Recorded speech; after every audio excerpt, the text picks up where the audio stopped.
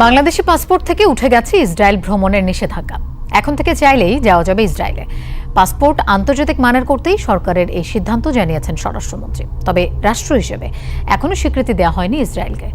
পররাষ্ট্রমন্ত্রী বলেন, এ নিয়ে পরিবর্তন হয়নি সরকারের নীতিরও। এদিকে ভ্রমণ নিষেধাজ্ঞা তুলে নেয় সন্তোষ জানিয়েছে ইসরায়েল। তাগুত আওয়ামী সরকারের ইসরায়েল প্রীতি বনাম মেকি কানানা। গত মে মাসের শুরুর দিকে গাজায় ইসরায়েলের বিমান হামলা শুরু হওয়ার পর থেকেই ভারতীয় হিন্দু মালাহনদের একটি বড় অংশই ইসরায়েলকে সমর্থন দিয়ে গেছে। সামাজিক যোগাযোগ মাধ্যমগুলোতে তারা ফিলিস্তিনের মুসলিমদের বিরুদ্ধে ইসরায়েলের চলমান আগ্রাসনের পক্ষে নানা যুক্তি দেখিয়েছে। আবার অনেকেই দেখা গেছে গাজায় ইসরায়েলি হামলার পর আনন্দও প্রকাশ করেছে। অনলাইনে ভারত থেকে ইসরায়েলের পক্ষে যেসব হ্যাশট্যাগ ট্রেন্ডিং দেখা গেছে তার মধ্যে আছে I support Israel, India with Israel, India stand with Israel, Israel under fire. এসব হ্যাশট্যাগের সঙ্গে যেসব পোস্ট যুক্ত রয়েছে তার অনেকগুলোতেই ফিলিস্তিনের মুসলিমদেরকে সন্ত্রাসী বলে আখ্যায়িত করা হয়েছে। এরকম ভাষায় ফিলিস্তিনের মুসলিমদেরকে চিহ্নিত করে মূলত ইসরায়েল। এমনকি টুইটারের ভারতের টপ ট্রেন্ডসে দেখা গেছে প্যালেস্টাইন টেররিস্ট হ্যাশট্যাগটি। I am Indian Hindu and I support Israel. We are with you. Good job Israel Army. Good job my brothers. मासूम जिनको कहते हैं ना कि मासूम बच्चे हैं जिनको इजराइल हमले में मार रहा है, वो आतंकवादी हैं, बच्चे नहीं हैं। অন্যদিকে প্রতিষ্ঠাকাল থেকেই বাংলাদেশ ইসরায়েলকে অস্বীকৃতি জানিয়েছে। কিন্তু বাংলার জমিনে হিন্দুত্ববাদী শক্তির আধিপত্য বিস্তার হওয়ার সাথে সাথে দেশের প্রতিটি সেক্টরে ভারতীয় পলিসি বাস্তবায়নের ঘৃণ্য এজেন্ডা আজ ওপেন সিক্রেট। এরই ধারাবাহিকতায় বাংলাদেশের পাসপোর্ট থেকে তুলে নেওয়া হয়েছে অ্যাকসেপ্ট ইসরায়েল কথাটি। স্বাধীনতা উত্তর সময়কাল থেকেই বাংলাদেশের পাসপোর্টে লেখা ছিল, this passport is valid for all countries of the world accept Israel. বিশ্বের যে কোনো দেশের জন্য এই পাসপোর্ট কার্যকর থাকবে, শুধু ইসরায়েল ছাড়া। অর্থাৎ বাংলাদেশি পাসপোর্টধারী কোনো ব্যক্তি শুধু ইসরায়েল ব্যতী রেখে বিশ্বের যে কোনো দেশ ভ্রমণ করতে পারবেন।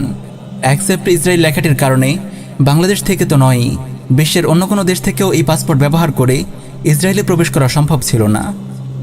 সম্প্রতি ঈদ উল ফিতরের পর থেকে নতুন ইস্যুকৃত ও নবায়নকৃত সকল পাসপোর্টে লক্ষ্য করা যাচ্ছে অ্যাকসেপ্ট ইসরায়েল কথাটি নেই। এ ব্যাপারে 6 মাস আগে সিদ্ধান্ত নিলেও এর কোনো আভাসও জনগণ পায়নি কিংবা পরিকল্পিতভাবে প্রকাশ করেনি দেশের গণমাধ্যমগুলো। তাগুত আওয়ামী সরকারের এমন পদক্ষেপকে ইসরায়েলি পররাষ্ট্র মন্ত্রণালয় স্বাগত জানায়, এমনকি ইসরায়েলের সঙ্গে কূটনৈতিক সম্পর্ক স্থাপনেরও আহ্বান জানায়। এই বিষয়ে জানতে চাইলে পররাষ্ট্রমন্ত্রী ডক্টর এ কে আব্দুল মোমেন জানায়, বাংলাদেশ যেহেতু ইসরায়েলকে স্বীকৃতি দেয়নি তাই পাসপোর্টে এই কথাটি লেখা হয়। তবে পাসপোর্ট ইস্যু করা স্বরাষ্ট্র মন্ত্রণালয়ের বিষয়, কাজেই অ্যাকসেপ্ট ইসরায়েল শব্দ দুটি কেন তুলে দেওয়া হলো এ বিষয়ে তারাই ভালো বলতে পারবে। অন্যদিকে স্বরাষ্ট্রমন্ত্রী আসাদুজ্জামান খান কামাল পাসপোর্ট থেকে ইসরায়েল ভ্রমণের নিষেধাজ্ঞার বিষয়টি তুলে নেওয়ার বিষয়টি স্বীকার করে এ নিয়ে গণমাধ্যমকে জানায়, ইসরায়েলের সঙ্গে সম্পর্ক আগে যেরকম ছিল এখনও তাই থাকবে। তবে আন্তর্জাতিক মান বজায় রাখতে আমরা পাসপোর্টে অ্যাকসেপ্ট ইসরায়েল শব্দ দুটি তুলে দিচ্ছি। পাসপোর্টকে আন্তর্জাতিক মানে উন্নীত করার জন্য ইসরায়েল ব্যতীত কথাটি বাদ দেওয়া হয়েছে। তাগুত সরকারের এমন যুক্তি একেবারেই ঠুনকো। ভ্রমণের জন্য আবশ্যিক দলিল হিসেবে কোনো দেশের পাসপোর্টের গ্রহণযোগ্যতা বিশ্বের কতটা বেশি তার যেসব শ্রেণীবিন্যাস দেখা যায়, তাতে মালয়েশিয়ার পাসপোর্টের অবস্থান বিশ্বের 14শ অবস্থানে অন্যতম দৃষ্টান্ত। সেই মালয়েশিয়ার পাসপোর্টে এখনও ইসরায়েল ব্যতীত কথাটি লেখা আছে। বিশেষজ্ঞ মহল থেকে যখন বলা হচ্ছে পাসপোর্টে ইসরায়েল ব্যতীত কথা দুটি না থাকায় এটি ইসরায়েলের কাছে বৈধ ভ্রমণ দলিল হিসেবে গণ্য, তৃতীয় যে কোনো দেশের ইসরায়েলি দূতাবাস থেকে এতে ভিসা নেওয়া যাবে। এই পাসপোর্টে ইসরায়েল সফর বাংলাদেশে কোনো ধরনের আইনগত অপরাধ বলে গণ্য হবে না। যে কেউ চাইলেই সফর না করেও ইসরায়েলের সঙ্গে বাণিজ্য করতে পারবে। ঠিক তখনই তাগুত সরকারের মন্ত্রীরা দেশের মুসলিম উম্মাহর সঙ্গে চালিয়ে যাচ্ছে তাদের চিরাচরিত গাদ্দারি, প্রকাশ করছে ভিত্তিহীন নানা বিবৃতি। চলমান পাসপোর্ট ইস্যুকে কেন্দ্র করে একে একে বেরিয়ে আসছে তাগুত আওয়ামী সরকারের ইসরায়েল প্রীতির নানা উপাখ্যান। নীরবে ইসরায়েলের সঙ্গে সম্পর্ক স্থাপনের নিমিত্তে চালিয়ে যাচ্ছে নানা পদক্ষেপ। যেমন গোপনে সরকারি মদদে ইসরায়েল সফর করেছেন একাধিক বাংলাদেশি। এদের মধ্যে রয়েছেন চিকিৎসক, ব্যবসায়ী, চলচ্চিত্র তারকা, ব্লগার সহ নানা পেশার মানুষ। তবে বাংলাদেশি পাসপোর্ট ব্যবহার করলেও তাদের ভ্রমণের কোনো তথ্য পাসপোর্টে উল্লেখ নেই। বাংলাদেশ থেকে ইসরায়েল ভ্রমণের নিষেধাজ্ঞা থাকায় তারা রুট হিসেবে তৃতীয় দেশ ব্যবহার করেছেন। পরিচয় গোপন রেখে ইসরায়েল ভ্রমণের অভিজ্ঞতা শেয়ার করেছেন কেউ। অথচ বাংলাদেশি পাসপোর্টধারীদের ইসরায়েল সফরে ছিল কঠোর নিষেধাজ্ঞা। নিষেধাজ্ঞা ভঙ্গ করা ছিল দণ্ডনীয় অপরাধ। অথচ এ সকল ভ্রমণকারীদের ব্যাপারে কোনো পদক্ষেপই নেয়নি তাগুত আওয়ামী সরকার। অন্যদিকে ইসরায়েলের সাথে আওয়ামী শাসনামলের পুরোটা জুড়েই চলছে হরদম বাণিজ্য।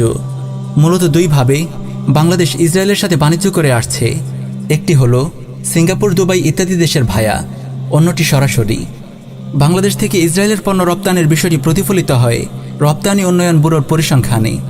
এতে দেখা যায় গত 10 বছরে প্রায় $5 লাখ বেশি পণ্য ইসরায়েলে রপ্তানি হয়েছে। এর মধ্যে 2018-19 অর্থ বছরে সর্বোচ্চ $1,18,000 পণ্য, আর 2013-14 অর্থ বছরে সর্বনিম্ন $2,057 পণ্য। 2019-20 অর্থ বছরে রপ্তানি হয়েছে $28,000 পণ্য। সর্বশেষ 2020-21 অর্থ বছরে এই পর্যন্ত রপ্তানি হয়েছে প্রায় $40,000 পণ্য। ইসরায়েলের সাথে বাণিজ্যেও রয়েছে সরকারের নানা লুকোচুরি। এপিবির পরিসংখ্যানে ইসরায়েলের পণ্য রপ্তানির বিষয়টি স্বীকৃত হলেও বাংলাদেশে ব্যাংকের কোনো পরিসংখ্যানে এটি পাওয়া যায় না। আর এপিবির পরিসংখ্যানে যে চিত্র উঠে আসে তাও আংশিক মাত্র। কেননা সিঙ্গাপুর বা অন্য কোনো দেশ থেকে যখন রপ্তানি টাকা চলে আসে তখন তা ওই দেশ থেকে উৎসারিত বলেই হিসাবের খাতায় লিপিবদ্ধ হয়। মূলত ইপিবিও মূল হিসেব নিয়ে ছলচাতুরের আশ্রয় নিয়েছে। ইসরায়েলে পণ্য রপ্তানির ক্ষেত্রে বিশ্বব্যাংকের world integrated trade solution WITS তথ্য ভাণ্ডার থেকে যে উপাত্ত পাওয়া যায় তাতে দেখা যায় 2010 সাল থেকে 2018 সাল পর্যন্ত 8 বছরে বাংলাদেশ ইসরায়েলে প্রায় $33 কোটি পণ্য রপ্তানি করেছে। অন্যদিকে ইপিবি 10 বছরের হিসেব দেখাচ্ছে মাত্র $5 লাখ। সুতরাং দেখা যাচ্ছে বাংলাদেশ থেকে পণ্য আমদানির যে তথ্য ইসরায়েল প্রদান করেছে তার ভিত্তিতে WITS এই পরিসংখ্যান প্রস্তুত করেছে, যার সঙ্গে ইপিবির পরিসংখ্যানের আকাশ পাতাল ফারাক। অন্যদিকে WITS এর তথ্য ভাণ্ডার থেকে এটাও জানা যায় যে রপ্তানির পাশাপাশি 2009 থেকে 2015 সাল পর্যন্ত সময়কালে বাংলাদেশ ইসরায়েল থেকে প্রায় $73 লাখ পণ্য আমদানিও করেছে। এছাড়াও কয়েক মাস আগে কাতার ভিত্তিক সংবাদ মাধ্যম Al Jazeera All the Prime Minister's Men নামে একটি অনুসন্ধানী রিপোর্ট প্রকাশ করে। সেই রিপোর্টে বাংলাদেশের নিরাপত্তা বাহিনী কর্তৃক হাঙ্গেরি ভায়া ইসরায়েল থেকে ইন্টারনেট এবং মোবাইল ফোন নজরদারি করার প্রযুক্তি ক্রয় করার চাঞ্চল্যকর তথ্য উঠে আসে। প্রিয় দর্শক, পাসপোর্টে এমন পরিবর্তন আসলে তাগুত সরকারের আসন্ন দাজ্জালের অনুসারে ইসরায়েলের প্রতি শিথিল মনোভাব তৈরির পদক্ষেপের মধ্য হতে একটি পদক্ষেপ মাত্র। বাংলাদেশ ইসরায়েল গোপন সম্পর্কের ইস্যুগুলো নিয়ে তাগুত সরকারের লুকোচুরিপনা এটিই প্রমাণ করে। এবারের ঘটনায় সামাজিক যোগাযোগ মাধ্যম ও গণমাধ্যমে ইসরায়েলের বিরুদ্ধে প্রতিবাদ ক্ষোভের ঢেউ দেখা গেলেও হামাসের প্রতি বিদ্বেষ সহ ফিলিস্তিনের আন্দোলন সংগ্রামের যৌক্তিকতা নিয়ে কাউকে কাউকে প্রশ্ন তুলতেও দেখা গেছে। একতরফাভাবে ইহুদিদের প্রতি ঘৃণা বিদ্বেষের প্রতিবাদও লক্ষ্য করা গেছে। কেউ কেউ ইসরায়েলের কর্মকাণ্ডের পক্ষেও যুক্তি দেওয়ার চেষ্টা করেছে, যা ইসরায়েলের প্রতি সমর্থন ও সহানুভূতি তৈরির গোপন এজেন্ডার প্রকাশ্য চিত্র বলা যায়।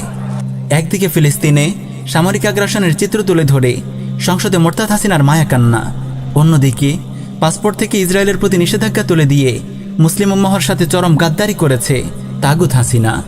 নীরব কৌশলে ইহুদিদের অবৈধভাবে ফিলিস্তিনের ভূমি দখল ও উচ্ছেদ কার্যক্রম এবং গণহত্যাকে সমর্থন দিয়েছে তাগুত হাসিনা। পাসপোর্ট থেকে ইসরায়েল ব্যতীত তুলে দেয়া তাগুত হাসিনার পক্ষ থেকে ইসরায়েলের জন্য সাম্প্রতিক মুসলিম গণহত্যার উপহার ছাড়া আর কী বা হতে পারে?